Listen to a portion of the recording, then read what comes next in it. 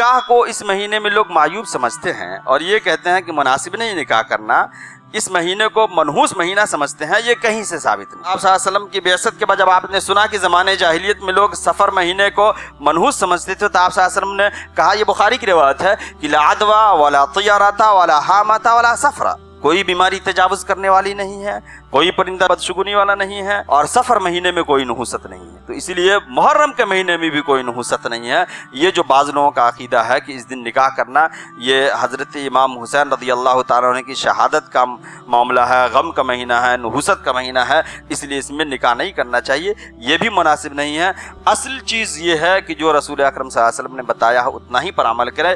ये महीना फजीलत का बाइस है, इस दिन रोज़ों का अहतमाम करना चाहिए, उतना ही करना चाहिए जितना रसूल अकरम सल्लल्लाहु अलैहि वसल्लम ने बताया है, तभी हम कामयाबी के रास्ते पर चलेंगे।